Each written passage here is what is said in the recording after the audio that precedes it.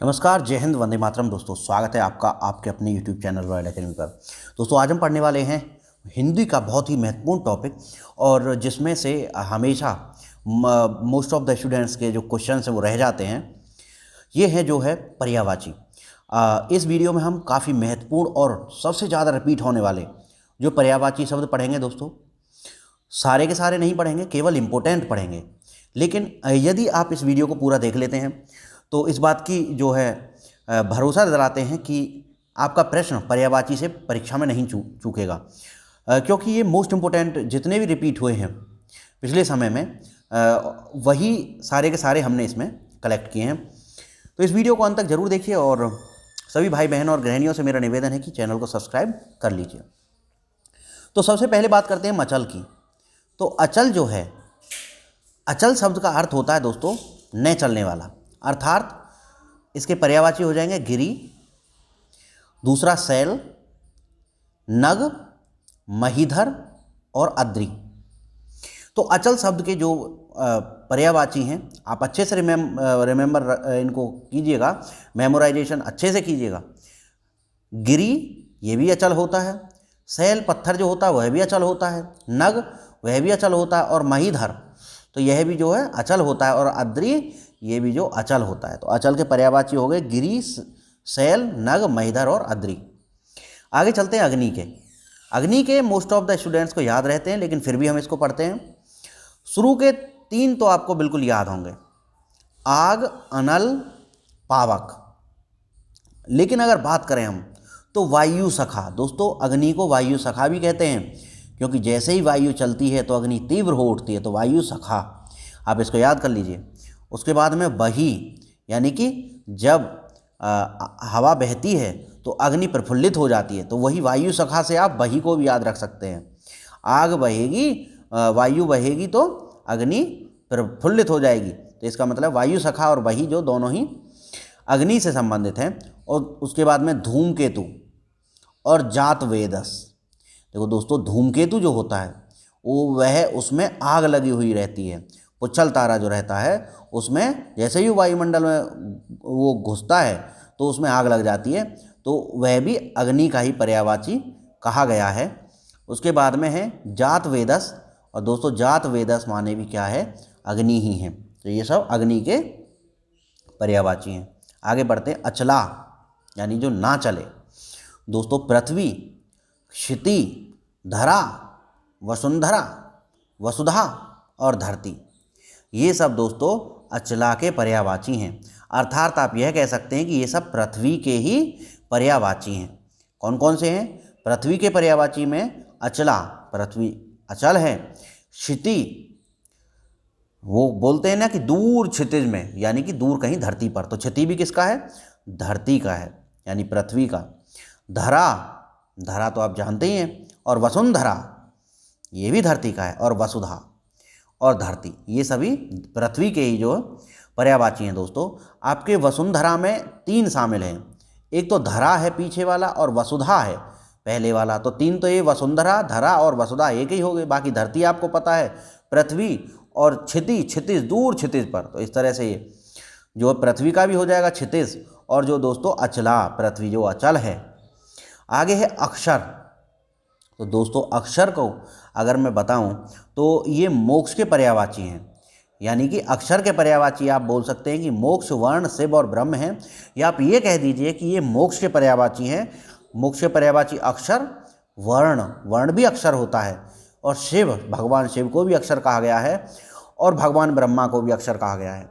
तो दोस्तों, हम या तो ये कह दीजिए कि जो मोक्ष के क्या क्या पर्यायवाची हैं, तो अक्षर है, वर्ण है, शिव है और ब्रह्मा है। या आप ये कह दीजिए कि ब्रह्मा के पर्यायवाची कौन कौन से हैं, तो ब्रह्मा को ही शिव भी कहा जाता है, वर्ण भी कहा जाता है, मोक्ष भी कहा जाता है, और अक्षर भी कहा जाता है।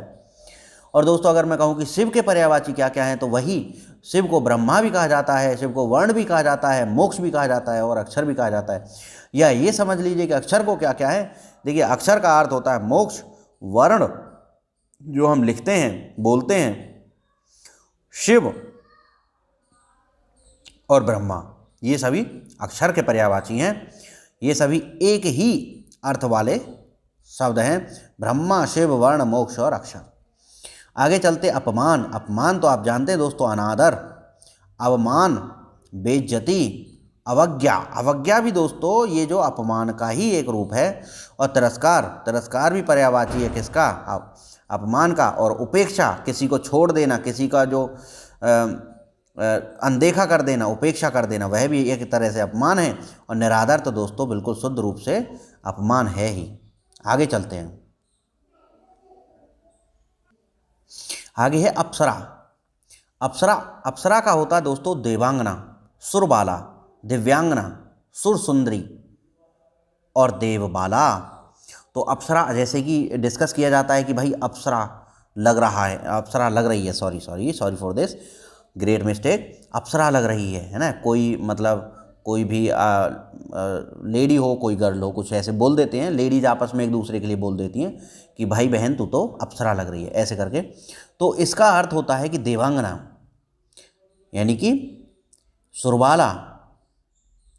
सुरमाने भी तो देव होते हैं, तो सुरबाला या देवों से संबंधित, जैसे ही लेडी जो स्त्रीवाचक शब्द आए तो समझ लीजिए वो अप्सरा का ही पर्यायवाची है। दिव्यांगना, सुर सुंदरी, देखिए इसमें भी सुर आया है, और सुर से संबंध जो आया सुंदरी तो ये स्त्रीवाचक हो गया है, देवों से संबंधित स्त्रीवाचक यानी कि अप्सरा।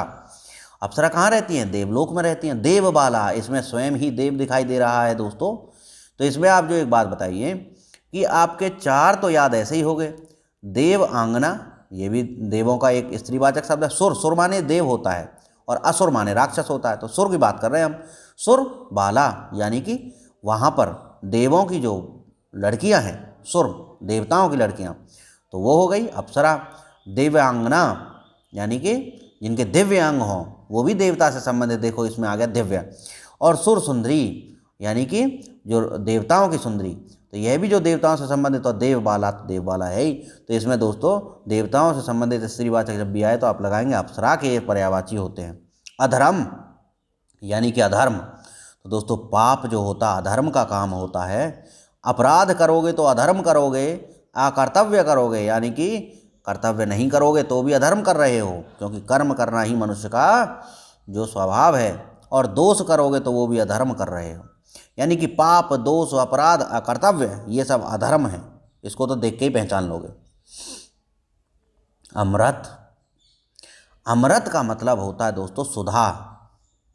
सुधा, अमीय, सोम, पीयूष और अमी, ये जो हैं अमृत के पर्यायवाची हैं।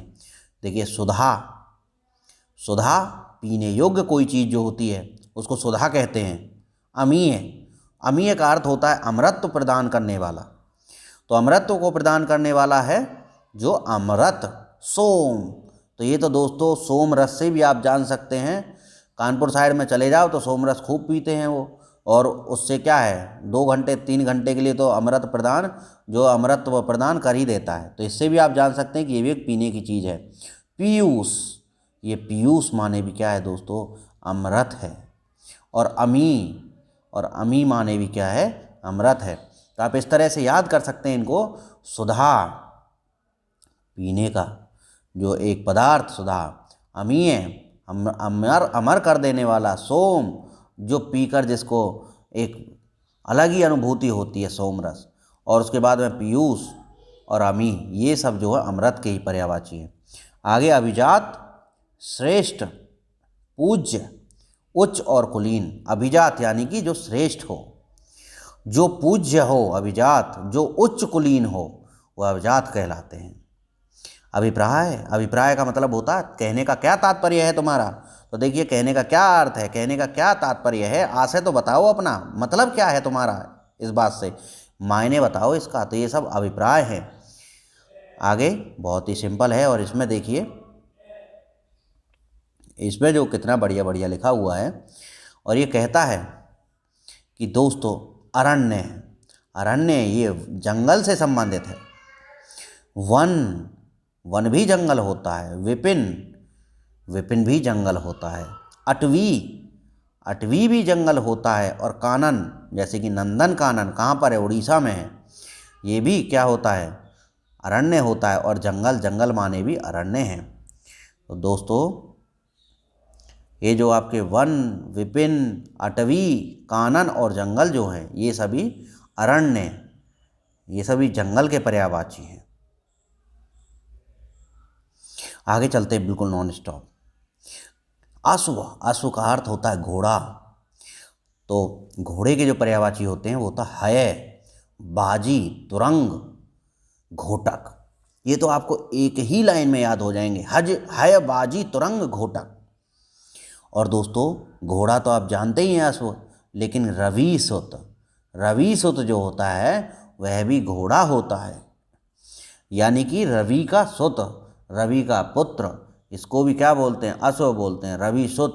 रवि के अगर आपके आसपास में कोई रवि हैं तो उनका लड़का दिखाई दे तो समझ लीजिए वो अश्व है, यानी कि घोड़ा है। तो रविसुत भी क्या है, घोड़ा है। भाई परीक्षा के लिए इम्पोर्टेंट है, तो जब तक आपका परीक्षा होता तब तक तो याद रखना पड़ेगा ना, तो चाहे किसी से जोड़ के याद रखो आप। तो रवि का जो लड़का है रविसुत जो है वह भी घोड़ा है।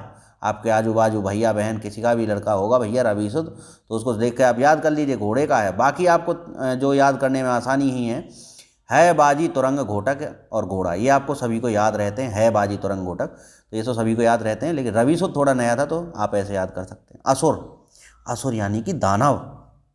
तो धनुज, दानव, दैत्य, दैत्य है, तलवार है ये, दैत्य। राक्षस, निशाचर, रजनीचर, तमीचर, सुरारी। सुरारी का अर्थ होता है जो देवताओं का से युद्ध करता है, देवताओं का दुश्मन सुरारी। तमीचर यानी कि जिसमें तमोगुण होता है, जिसमें तमोगुण होता है वह तमीचर। तो तमोगुण राक्षसों में ही होता है। और सुरारी जो सुर का शत्रु हो वह भी असुर होता है। रजनीचर ये रात में ही तो खाना खाते हैं, रजनीचर, रात्रिचर हैं ये। निशाचर ये भी तो निशा, रजनी, ये सब जो रात्रि की में जो है खाने वाले लोगों के लिए यूज किया जाता है, रात्रि भोजन जो करते हैं रात्रि में, वो रजनीचर, निशाचर होते हैं। राक्षस, दैत्य, दानव और धनुष, बड़ा ही आसान है। अन्वेषण की बात करते हैं। अन्वेषण होती खोज एक तरह से। तो अन्वेषण को दोस्तों गवेषण भी कहते हैं, ध्यान रहे, अन्वेषण यानी कि गवेषण। फिर बोलता है खोज, जांच, शोध, अनुसंधान। बिल्कुल इसमें बाकी सारे आपके अन्वेषण से मैच कर रहे हैं, खोज, जांच, शोध, अनुसंधान। आपको थोड़ा सा याद रखना पड़ेगा, तो गवेषण याद रखना पड़ेगा मित्रों। गवेषण जो है थोड़ा सा हटके है, ऐसा हो सकता है कि गवेषण आपने पहली बार ही देखा हो। तो अन्वेषण का जो है, गवेषण भी जो है एक पर्यायवाची होता है। बाकी खोज, जांच, शोध और अनुसंधान तो इसका होता ही है। आकाश की बात करते हैं, बहुत ही आसान है भाई। नभ गगन व्योम, नभ गगन अंबर व्योम, अनंत और अंतरिक्ष। बिल्कुल देखते ही आपको जो लगा देना है, कोई दिक्कत नहीं है इसमें याद करने में। आदित्य की बात करते हैं तो सूर्य हैं। सूर्य के देखिए जो दिन कर दे वो सूर्य है, सूर्य देवता हैं दिनकर। सूर्य खुद सूर्य हैं और रवि सूर्य हैं, सबको पता रहता है। दिवाकर अर्थात वही दिन करने वाले दिवाकर हो गए। तो दिनकर या दिवाकर तो भाई दिन माने भी दिन है और दिवा माने भी दिन है। तो ये जो है क्या है, ये सूर्य के हो गए। भास्कर, ये आपका जो थोड़ा सा अलग है, इसको आप याद कर लीजिए कि सूर्य देव को ही भास्कर और सूर्य देव को ही आदित्य कहते हैं। आदित्य हृदय स्रोत क्या होता है, वही तो है सूर्य देव का जो है उसमें पाठ किया जाता है आदित्य हृदय स्रोत में। तो आदित्य मतलब सूर्यदेव, और भास्कराचार्य थे तो वो सूर्यदेव से ही संबंधित, मतलब ये शब्द है भास्कर। तो भास्कर हो गया जो है सूर्यदेव और आदित्य। बाकी दिवाकर, दिनकर, सूर्य, रवि तो आपको याद होता ही है। बिल्कुल चलते हैं आगे। इसमें देखिए आप आनंद। तो आनंद तो भाई इसका आप बिल्कुल आराम से याद इसको रख सकते हैं, जहाँ पे भी पॉजिटिव सेंस निकले तो वही है। सुख हो गया, चैन हो गया, प्रसन्नता हो गया, आनंद ही तो है सब। मोद हो गया, विनोद हो गया, प्रमोद हो गया, हर्ष हो गया, आह्लाद और उल्लास। तो इसमें मोद थोड़ा सा आपका अलग है, और बाकी जो है सभी आप सभी को देख के अंदाज़ा लगा सकते हैं कि ये सब जो आनंद के ही पर्यायवाची हैं। तो मोद को आप ध्यान रखिएगा। तो प्रमोद में ही मोद छिपा है, इसी से आप समझ लीजिए प्रमोद का मोद और प्लस प्रमोद, ये दोनों दो छिपे हुए हैं प्रमोद में। और बाकी सुख, चैन, प्रसन्नता और विनोद, हर्ष, आह्लाद और उल्लास, ये जो आनंद के ही पर्यायवाची होते हैं। आँख की बात करते हैं दोस्तों। आँख यानी कि देखिए नयन, लोचन, नेत्र, चक्षु, दृग, अक्षि और अंबक। तो दोस्तों लोचन आपको याद रहता है बिल्कुल, नयन आप बोलते ही हैं मृग नयनी, नेत्र आप बोलते ही हैं अपनी भाषा में। उसके बाद में जो है चक्षु, ये चक्षु जो है ये मोस्टली आपको याद हो सकती है लेकिन मोस्टली स्टूडेंट्स को नहीं भी होती है। तो चक्षु माने आँख ही होती है, चक्षु जो है आँख होती है। उसके बाद में दृग, दृग दोस्तों नयन के लिए ही कहा जाता है, आँख के लिए ही दृग कहा जाता है। और अक्षि, अक्षि तो जो तत्सम रूप है आँख का, तो ये तो आपको याद है। तो दृग और अंबक दो शब्द इसमें ऐसे हैं जो आपको याद नहीं होंगे, बाकी लगभग आपको सभी याद है, मुझे अंदाज़ा है, क्योंकि आप कंपटीशन की तैयारी करते हैं तो पहले भी मेहनत की होगी। ये तो एक रिवीजन टाइप क्लास है, तो इसमें आपका रिवीजन हो रहा है धड़ाके से, तो और याद भी करवा रहे हैं भाई। जितना आसानी से और धीरे धीरे हम स्लोली चल रहे हैं तो डेफिनेटली आपको याद होगा। लोचन, नयन, नेत्र, चक्षु, अक्षि, ये तो आपके याद हैं ही भाई। दृग और अंबक आपको याद करने हैं, तो दृग और अंबक भी जो आँख के ही पर्यायवाची होते हैं। आगे आश्रम की बात करते हैं, तो आश्रम के सब लोग जानते हैं। मठ, बौद्ध मठ हो गया जैसे आश्रम ही होता है, या बौद्ध विहार हो गया भाई वो भी आश्रम ही होता है। कुटी हो गई, वो है कुटिया भी में भी तो जो साधु जी रहते हैं तो वह भी आश्रम हो गया। और संघ, देखिए ये थोड़ा सा अलग है जो संघ है इसको आप भारत संघ ना समझें, ये संघ माने भी क्या होता है, एक आश्रम होता है। संघ माने भी क्या होता है, एक आश्रम होता है। संघ का जो पर्यायवाची है वो आश्रम है, या आश्रम का पर्यायवाची संघ है। तो ध्यान रखेंगे थोड़ा सा, संघ से जो है पर्यायवाची आश्रम से जोड़ेंगे इसको, ठीक है। आगे चलते आडंबर। आडंबर तो प्रपंच होते हैं, है ये देखो लिखा हुआ प्रपंच, कहाँ ढकोसला किए हो, पूरा आडंबर है, पूरा दिखावटी है। देखो दिखावटी आ गया, स्वांग कर रहा है, अबे ढोंगी है, पूरा आडंबरी है। तो ये तो याद करने में भी कोई ज़्यादा दिक्कत नहीं हुई, आडंबर बड़ा आसान याद करना। चलिए आहार की बात करते हैं, जो खाया जाता है। आहार क्या होता है, भोजन होता है, खाना होता है, कोई खाद्य वस्तु होती है, भोज्य सामग्री होती है, सब तो याद है आपको। आंगन की बात करते हैं, इसमें एक आध जो थोड़ा सा इधर उधर दिखा सकता है। तो आंगन का आंगना बिल्कुल भाई खूब जानते हैं, मेरे अंगने में तुम्हारा क्या काम है, अंगना हो गया। अजिर, देखिए दोस्तों एक अजिर होता है और एक अजर होता है। तो अजर होता है जो बूढ़ा ना हो, और अजिर जो होता है ये आंगन होता है। बस इसको आप अंतर को ध्यान रखिएगा। बाकी प्रांगण आप जानते हैं, स्कूल का प्रांगण। और बगर, भाई बगर भी ध्यान रखिए, बगर आंगन ही होता है। अगर आप यूपी से बिलोंग करते हैं तो झांझी का गीत गाते हैं तो उसमें बगर की झांझी आता है, ठीक है। तो बगर माने भी क्या होता है, जो उस गीत में बगर माने जो आंगन का अर्थ उसका होता है, ठीक है। तो उस गाने को आप देख लीजिएगा, झांझी का गाना जो होता है उसमें बगर की झांझी ऐसे करके बोलते हैं, तो उसमें जो आता है ये शब्द। तो आंगन का जो है अंगना, अजिर और प्रांगण ये आपको याद है, लेकिन बगर का भी आप ध्यान रखिएगा, बगर माने भी आंगन ही होता है। आगे अगर हम बात करते हैं तो दोस्तों ये है आपका इच्छा।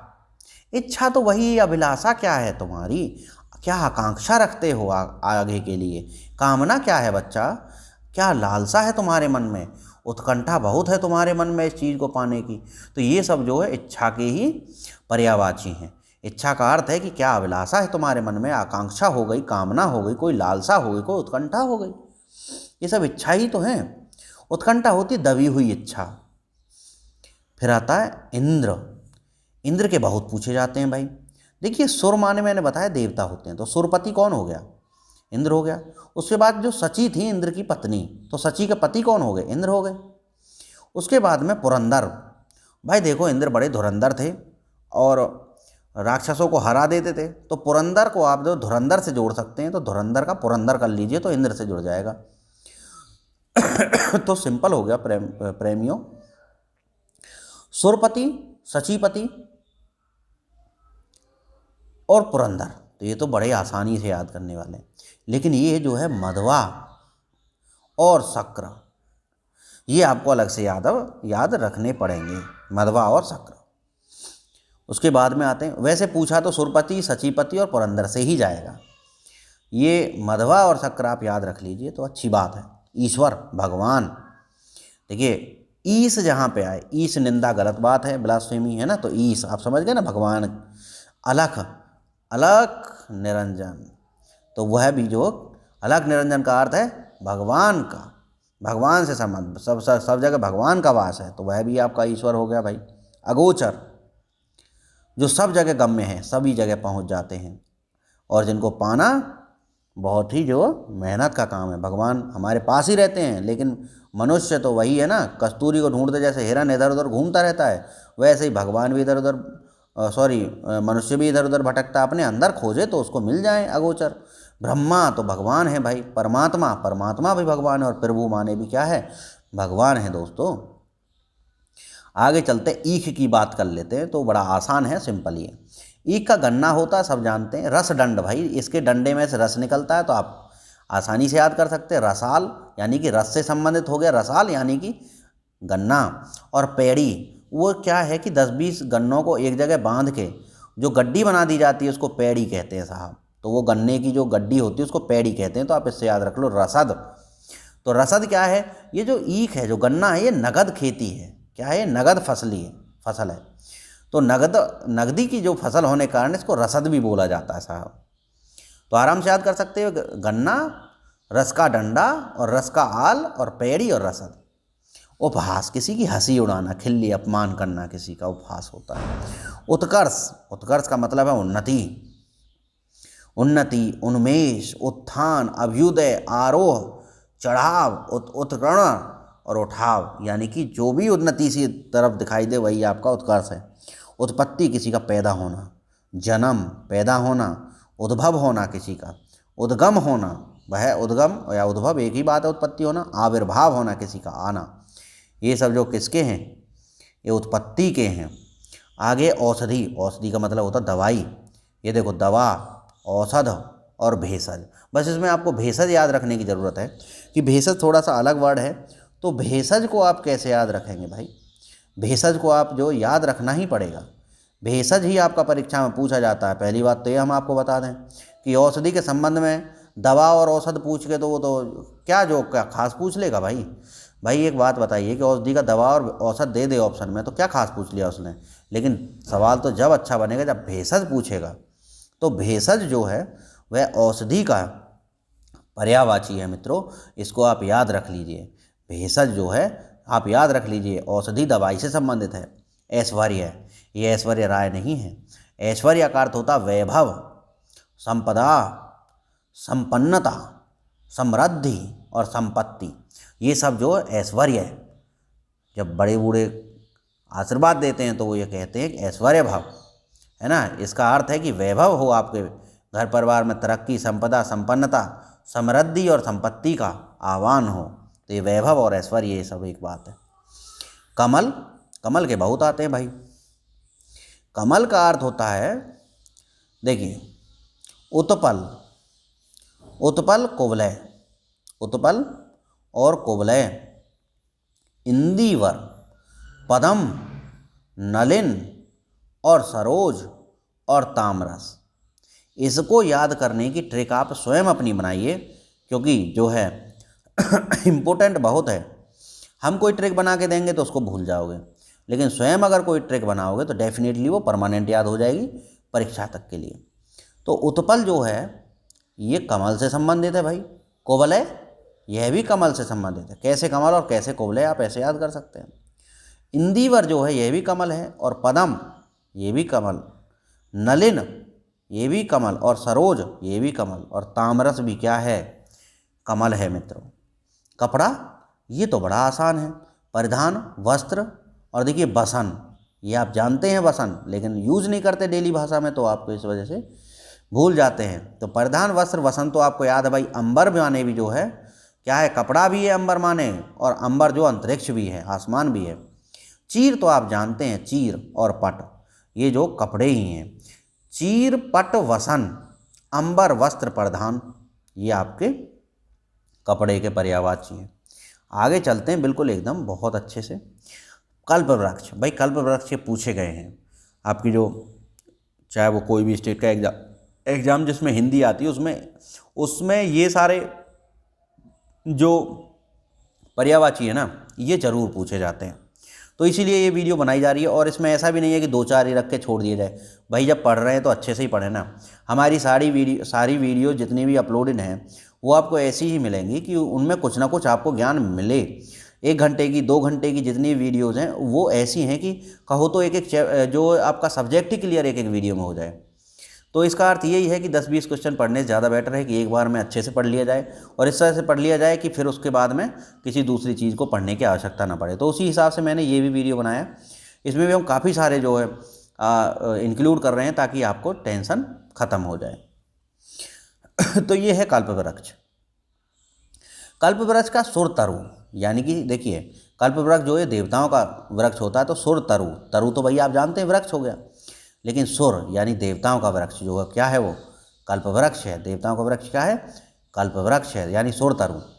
हरिचंदन यानी कि भगवान का चंदन, तो यह भी कल्पवृक्ष हो गया।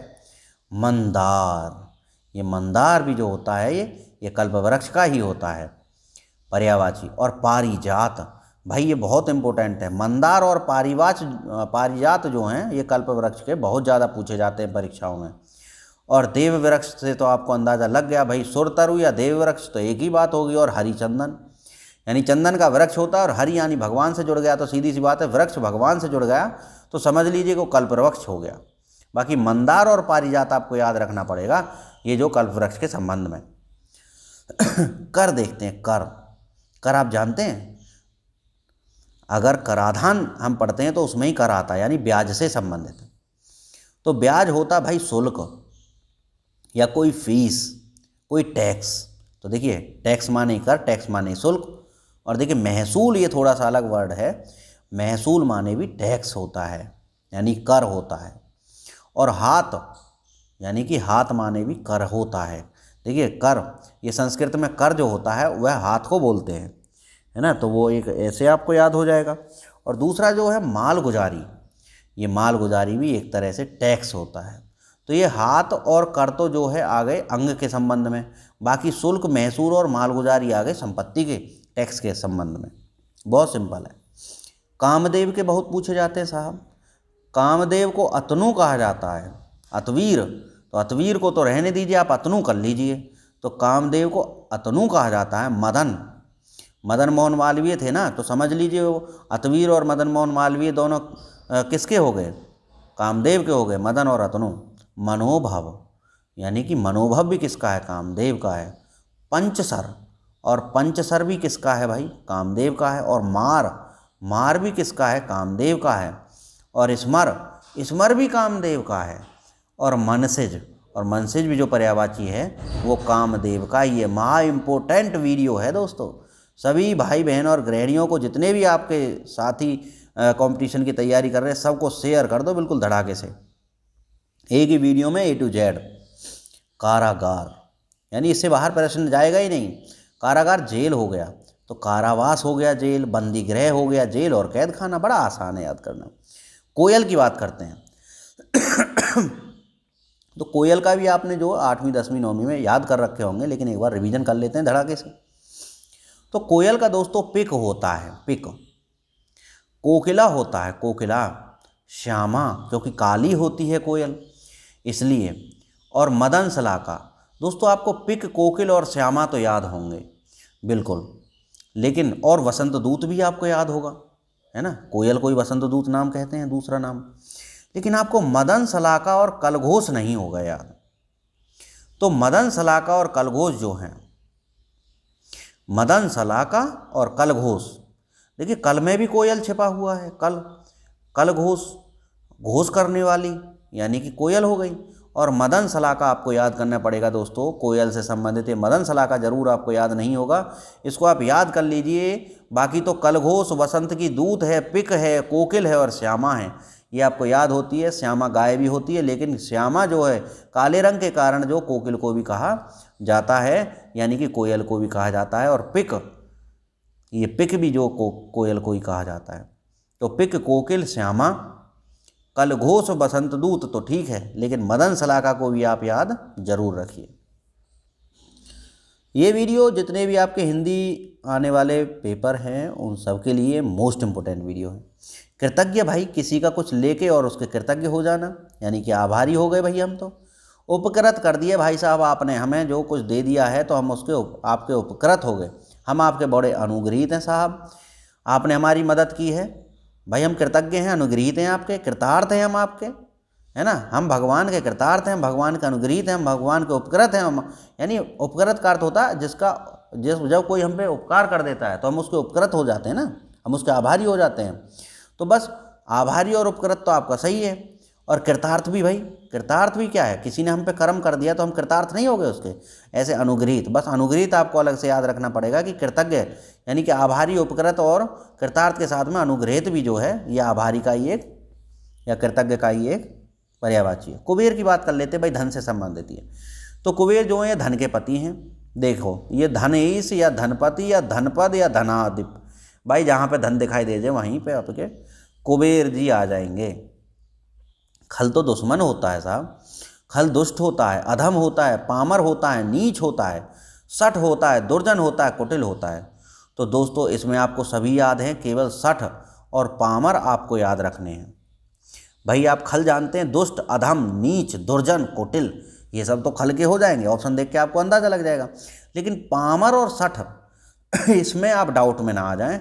इसलिए मैं कहता हूँ कि खल जो है, खल वो वाली खल नहीं है जिसको खाते हैं, जिसको पशु खाते हैं वो वाली खल नहीं, ये पामर है दोस्तों, ये चामर नहीं है। चामर तो आप खाते हो, खल कौन खाता है, ये पामर।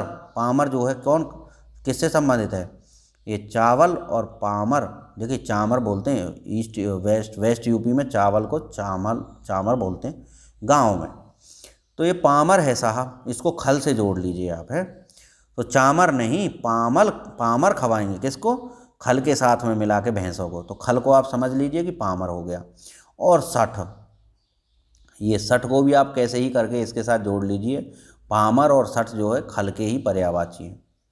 गणेश की बात करें तो भाई इनके तो आप सब लोगों को याद हैं, विनायक, एकदंत, गजानन, गणधि, लंबोदर, जय हो श्री गणेश जी महाराज की। चलिए आगे चलते हैं। आगे है नियति। नियति वही है दोस्तों जो पहले से ही नियत है, यानी कि आगे होने वाला, भावी। और दैव्य यानी कि जो देवताओं ने निश्चित कर दिया हो, प्रारब्ध जो हमारा जो भाग्य है, जो लिख चुका है वही तो प्रारब्ध है। तो इस तरह से जो ये नियति के हैं। तो बड़ा ही सिंपल है साहब, नियति का प्रारब्ध यानी जो पहले ही लिख चुका हो, दैव्य जो देवताओं के हाथ में हो, और भावी जो आने वाला हो, भविष्य का, वो नियति होती है।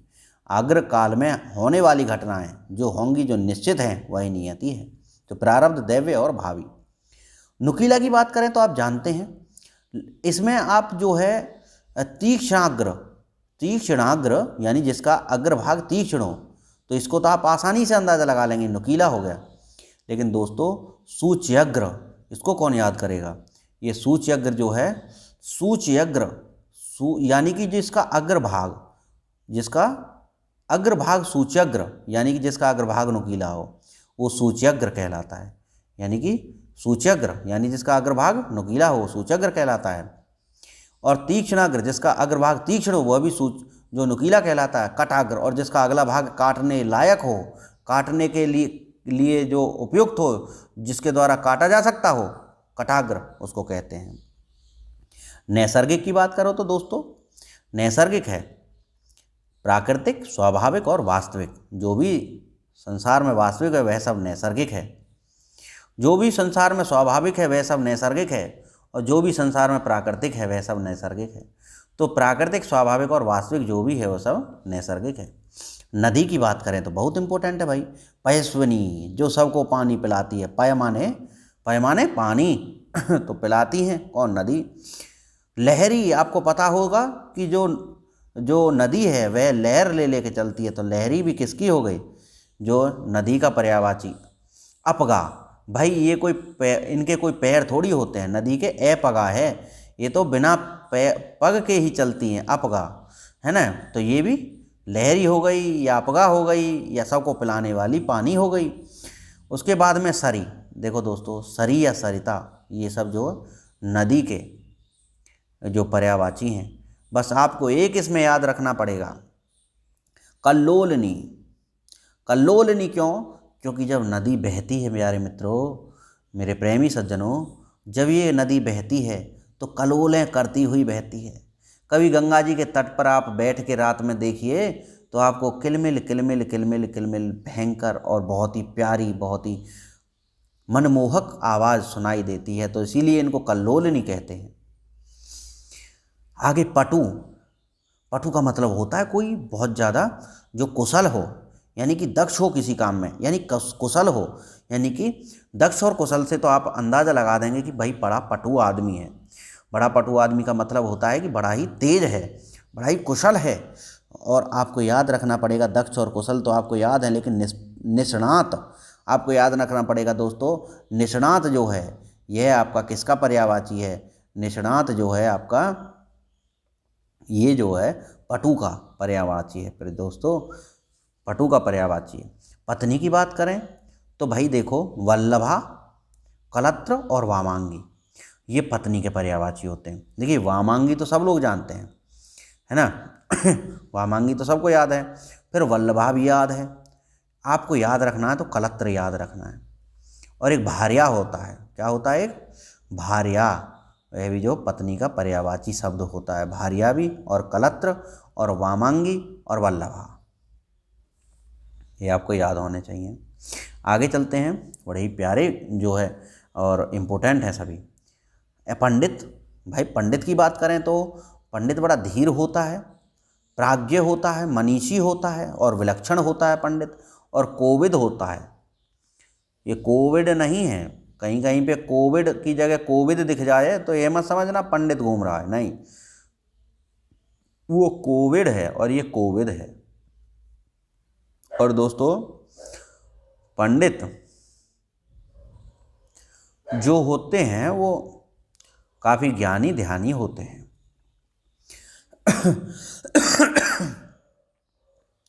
और पंडित जो पूज्य होते हैं। पर्वत की बात कर लो तो भाई मेरू, मेरू माने पर्वत होता है, और तुंग माने भी पर्वत होता है, नग माने भी पर्वत होता है, और महीधर माने भी पर्वत होता है। और दोस्तों अचल भी जो है पर्वत होता है। तो जब अचल की बात करते हैं तो ये पर्वत होता है, महीधर की बात करते हैं तो पर्वत होता है, नग की बात करते हैं तो पर्वत होता है, तुंग की बात करते हैं तो पर्वत होता है, और मेरू की बात करते हैं तो भी पर्वत होता है।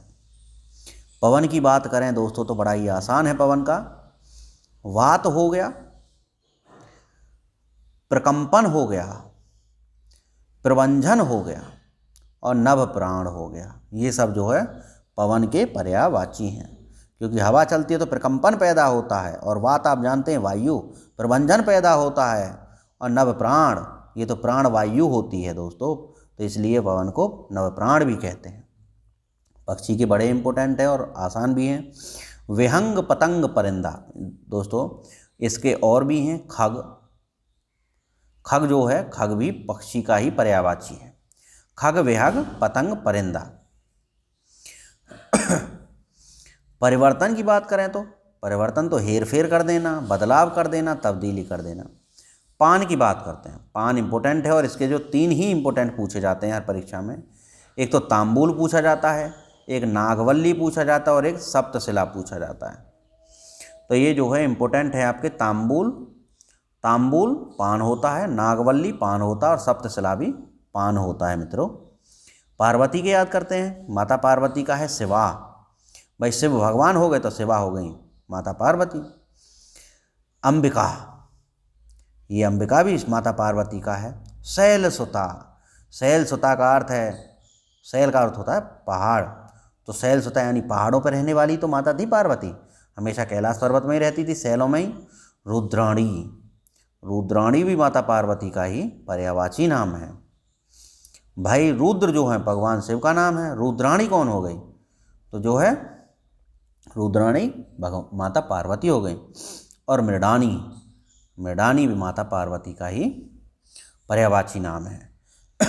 भाई प्रफुल्लता और आह्लाद और हर्ष तो आप जानते हैं सब प्रसन्नता के पर्यायवाची हैं। प्रभात के देखते हैं, सुबह के। सुबह का होता है दोस्तों ऊषा, अरुणोदय और प्रातः, है ना, सिंपल है। प्रकाश की बात करें तो प्रभा, द्युति, दीप्ति और आलोक। देखिए प्रकाश जहाँ पे होता है तो वहाँ पे एक अलग ही प्रभा चमक जाती है प्रकाश में। द्युति, द्युति का अर्थ भी क्या होता है, प्रकाश चमक रहा है। और दीप्ति का अर्थ भी क्या होता है, दीप्ति, यानी कि प्रकाश का लोचन हो रहा है। तो प्रभा, द्युति, दीप्ति और आलोक मांगे चाचा का लड़का है। तो ये सब जो प्रकाश के ही क्या हैं, पर्यायवाची हैं। इन सब का अर्थ होता है सभी का प्रकाश, प्रभा, द्युति, दीप्ति और अपना आलोक। आगे है प्रार्थना याचना। तो इसको देखते हैं। यह है प्रार्थना का, भाई किसी से प्रार्थना करते हो तो याचना करते हो, अर्ज किया है ना, इस तरह से तो ये प्रार्थना ही तो है, आराधना और विनय और निवेदन, ये सारे जो प्रार्थना के ही पर्यायवाची हैं। प्रिया, प्रिया का मतलब होता है वल्लभा, यानी कि पत्नी। दिलरुबा, यानी कि दिलरुबा। प्रेयसी, दोस्तों दिलरुबा पूछा ना जाएगा, ये सब बकवास है। ये प्रेयसी और वल्लभा आपको याद रखना चाहिए। और पिया भी आ सकता है, इसका आंसर जो क्या, पिया। तो और प्रिय भी आ सकता है, क्या आ सकता है, प्रिय। तो ये जो आपके इम्पोर्टेंट हो जाएंगे, प्रेयसी, वल्लभा, पिया और प्रिय, ये जो आपके प्रिया के ही, और दिलरुबा, ये सब जो है आपके प्रिया के ही पर्यायवाची हैं। पृथ्वी की बात करते हैं। पृथ्वी के भाई उर्वी, अवनी, मेदिनी, प्रहुभी, वीजप्रसु और इला। और इनमें बहुत महा इम्पोर्टेंट अगर मैं बात करता हूँ तो इला जो सबसे ज़्यादा, और अवनी और उर्वी बहुत ज़्यादा इम्पोर्टेंट है। बाकी आपकी मेदिनी, प्रहुभी और वीजप्रसु ये भी आपको याद होने चाहिए। मेदिनी राय नहीं है, मेदिनी पृथ्वी माता का दूसरा नाम है। और प्रहुभी ये भी जो पृथ्वी माता का दूसरा नाम है। वीजप्रसु भी, और इला, अवनी और उर्वी तो आपको रट ही लेने हैं। बाकी मेदिनी, प्रहुभी और वीजप्रसु भी आपको दिमाग में रखना ही है। फूल की बात कर लें, फ्लावर, तो पिरसून, मंजरी, पुहुप, लतांत और पुष्प, ये सब किसके हैं, ये सब जो फूल के हैं। लतांत क्यों कहा, क्योंकि जब बेल होती है, लता माने बेल होती है, तो बेल के जाके अंत पे ही तो फूल लगते हैं भाई साहब, तो लतांत तो ऐसे याद हो गया। पुहुप का मतलब पुष्प समझ लीजिए, तो पुहुप और पुष्प इससे जोड़ लीजिए। मंजरी, भाई मंजरी का आप जो याद रखना पड़ेगा, मंजरी और पिरसून, तो पिरसून जोशी नहीं है, पिरसून फूल है, समझे। मंजरी और पिरसून जो है फूल के पर्यायवाची हैं, आपको याद रखें। बलराम, यानी कि जो बलबीर हैं, जो युद्ध को हला देते हैं, हला युद्ध हैं। जो हली हैं, यानी किसी को भी हला दे। और जो रेवती रमण हैं, रेवती के प्यारे हैं। और हलधर जो हैं वही बलराम हैं, जो हलधर हैं वही बलराम हैं। आगे चलते हैं। बगीचा, बाग, वाटिका, उपवन, फुलवारी, निकुंज, कुंज, आराम।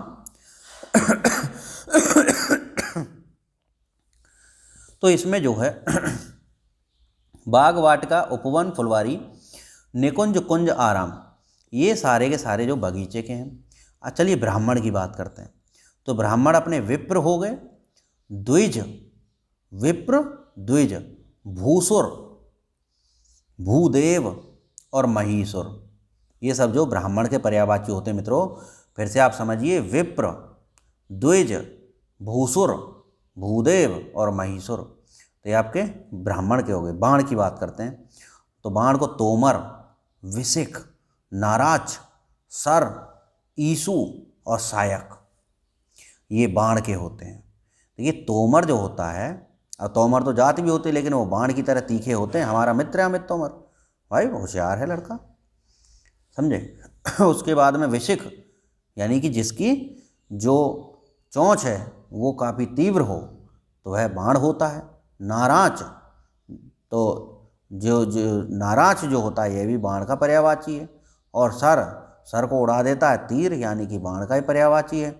और ईसु और सहायक आपको याद रखने पड़ेंगे दोस्तों। इसी तरह से जोड़ जोड़ के हम आगे बढ़ते हैं। बुद्धि तो भाई बुद्धि दूसरा प्रज्ञा नाम की लड़की, तो प्रज्ञा बुद्धि का ही पर्यायवाची है। मेधा पाटकर नहीं, मेधा बुद्धि है। बड़ा मेधावी छात्र है, बड़ा प्रज्ञावान है। जेहन, ये जेहन भी बुद्धि है। और मति, मति मारी गई क्या, बुद्धि मारी गई क्या। तो इस तरह से आप प्रज्ञावान, मेधावान या और जो मतिवान और जेहन, ये जेहन आपको याद रखना पड़ेगा। बाकी आपको मति, मेधा और प्रज्ञा ये सब बुद्धि के पर्यायवाची हैं।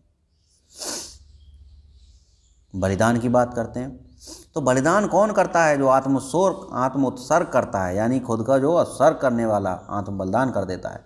प्राणों का उत्सर्ग करने वाला बलिदान ही होता है, प्राण की आहुति देने वाला बलिदान ही होता है। तो ये सब आत्मोत्सर्ग हो, प्राणोत्सर्ग हो या प्राण आहुति हो, ये सब जो किसके हैं, उत्सर्ग के हैं। भारत को भाई जम्बूद्वीप भी कहते हैं, भारत खंड कहते हैं और आर्यव्रत कहते हैं, सबको याद होना चाहिए। भाषा विज्ञान, शब्द विज्ञान, भाषा शास्त्र और अक्षर शास्त्र होता है। भीड़ को जनसंकुल, जमघट और जमावड़ा भी कहते हैं। ये इम्पोर्टेंट हैं भी और नहीं भी, मतलब ये ऐसे हैं कि आपको एक बार देखने पर ही याद हो जाएंगे। भूमिका, मुखबंध, आमुख, प्राकथन और लेखकीय। उसके बाद में भौरे का इम्पोर्टेंट है। भ्रमर का जो है मधुप, अली, भिरंग, मधुराज और मधुभक्षी।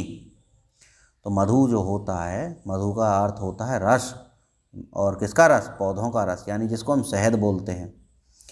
तो मधु को पीने वाला यानी शहद को पीने वाला भ्रमर, मधुभक्षी यानी शहद को खाने वाला भ्रमर, और दोस्तों मधुराज ये भी भ्रमर। जहाँ पे मधु शब्द आ जाए तो वहाँ पे भ्रमर हो जाएगा, और मधु माने शहद होता है। और अली, दोस्तों अली माने भ्रमर होता है, और आपको ध्यान रखना चाहिए आली, आली माने जो होता है वो सखी होता है। तो यहाँ पे अली है तो भ्रमर है, और आली होगा तो सखी का पर्यायवाची होगा, भृंग। भैया भर्री भर करता घूमता है भ्रमर, तो समझ लीजिए भृंग भी किसका है, भ्रमर का है या भौरे का है।